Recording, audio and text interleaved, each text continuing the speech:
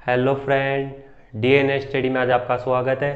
तो हम number system के क्वेश्चन कर रहे हैं। तो नंबर सिस्टम के अगले टॉपिक के बारे में हम बात करते हैं, विभाजकता के नियम के बारे में हम बात करते हैं। विभाजकता के जो नियम है पहले हम लेंगे दो की फॉर्म में लेंगे, ठीक है, जो दो के स्क्वायर के रूप में निकलते हैं। देखते हैं किस प्रकार से। पहला हमें दिया है दो का भाग। भाई दो का भाग किस में, कौन सी संख्या में जाएगा? भाई दो का भाग, जैसे कोई संख्या दी गई है हमें इस प्रकार से, तो दो का भाग कब जाना चाहिए? जब अंतिम अंक क्या हो? सम हो, विषम ना हो। तो ये सम है, ठीक है। तो अब इसमें इसकी पावर कितनी है? दो का भाग किस में जाएगा? इसकी पावर एक लगा देते हैं तो क्या होगा? दो होगा। तो इसमें क्या होगा? अंतिम एक अंक, संख्या का जो अंतिम एक अंक में क्या हो? दो से विभाज्य हो, ठीक है, विभाज्य हो, ठीक है। तो संख्या का कौन सा अंतिम अंक दो से विभाज्य हो, तो दो का, तो वो संख्या दो से विभाज्य होगी। दो से पूरा भाग जा रहा है इसमें, ठीक है। तो अब लेते हैं चार का भाग।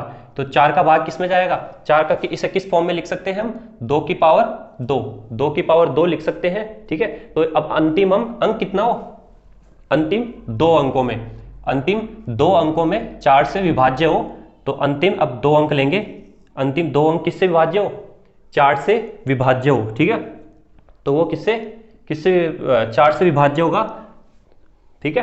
तो अब इसके बाद में हम लेते हैं आठ का भाग, ठीक है। अब आठ का भाग किस में जाएगा, कौन सी संख्या में जाएगा? आठ का भाग, चले आठ को हम किस फॉर्म में लिख सकते हैं बताइए? आठ को हम जो है दो की पावर तीन, ठीक है, दो की पावर तीन, तो ऐसे लिखते हैं दो इंटू दो, तो ये दो की पावर तीन इस ऐसे लिखते हैं, दो दूनी चार, चार दूनी आठ, ठीक है। तो इस प्रकार से ये हम इसे लिख सकते हैं। तो अब अंतिम ये क्या है? तीन है, तो तीन क्या है? अंतिम तीन। अब संख्या के अंतिम तीन अंक किससे हो? आठ से विभाज्य होंगे। किससे हो? संख्या के अंतिम तीन अंक, ठीक है। अब ये तीनों ले लेते हैं। तो अब ये तीनों किससे विभाज्य होने चाहिए? तीनों किससे विभाज्य होने चाहिए? आठ से विभाज्य हो तो पूरा भाग जाएगा, तो आठ से विभाज्य होगी, ठीक है। अंतिम तीन अंक लेंगे। जब हमें कहा जाएगा, कोई संख्या दी जाएगी और फिर कहा जाएगा आठ से, क्या ये आठ से विभाज्य है? तो आठ से विभाज्य के लिए हम क्या करेंगे भाई? अंतिम तीन अंकों को लेंगे और फिर क्या करेंगे? उसमें भाग देंगे आठ का, तो पूरा भाग जाएगा, तो आठ से विभाज्य होगी संख्या, ठीक है, पूरी की पूरी। तो अब 16 का लेते हैं। 16 को हम लिख सकते हैं दो की पावर चार। अब दो की पावर चार है, तो चार क्या होगा? तो अंतिम चार अंक लेंगे। दो की पावर चार है, इसको इस फॉर्म में लिख सकते हैं। तो अंतिम कितना? चार अंक। अंतिम संख्या के यहां से यहां तक अंतिम चार अंक किससे? 16 से विभाज्य है, विभाजित हो जाएंगे। जब पूरा भाग चल जाएगा तो ये पूरी संख्या भी किससे?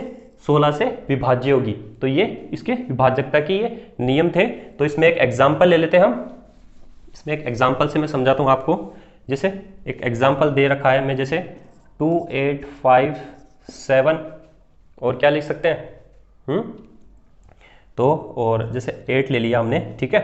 अब ये बताइए संख्या, ये संख्या है, ठीक है, संख्या दे रखी है। क्या ये है? ये 8 से भाज्य है। ये इस प्रकार से भी क्वेश्चन दे देगा, तो ये हमें संख्या दे देगी। संख्या में क्या होगा? क्या ये 8 से विभाज्य है? तो 8 को अब इसको किस फॉर्म में लिख सकते हैं पहले ये बताइए? इसको लिख सकते हैं दो की घात तीन, ठीक है। तो हम क्या लेंगे? अंतिम संख्या के अंतिम तीन अंक लेंगे। संख्या के अंतिम ये तीन अंक लिए हमने, ठीक है। अगर ये अंतिम तीन में अगर भाग चल जाता है आठ का, तो ये पूरी संख्या किससे? आठ से विभाजित होगी। तो हम जैसे इसमें भाग देते हैं आठ का भाग देते हैं, तो कितना? 56, 8 7 56, 7 बार गया, ठीक है। कितना बचा? एक बचा, एक और फिर और 8, ठीक है। तो अभी कितना जाएगा? दो बार जाएगा, 16, फिर कितना बचेगा? दो बचा, ठीक है। तो हमारा कितना? दो शेष बच रहा है यहाँ पे। तो ये संख्या क्या होगी? अगर शेष बच जाए तो वो संख्या किससे? उससे जो हमें संख्या दी गई उससे विभाजित नहीं होगी। तो ये संख्या किससे? 8 से विभाजित नहीं है। अगर इसमें पूरा भाग चल जाता, ठीक है, या इसकी जगह 6 होता और फिर यहाँ पे कितना होता भाई? यहाँ पे 16 हो जाता और ये पूरा का पूरा इसमें भाग चल जाता, तो यहाँ पे क्या शेष क्या बता? 0 बचता। तो हमारा क्या होता? ये पूरी की पूरी संख्या क्या होती? 8 से भाज्य होती। तो समझ में आया? तो इसी के ऊपर हम नेक्स्ट क्लास लेके आएंगे क्वेश्चनों की। तो किस प्रकार से क्वेश्चन बनते हैं।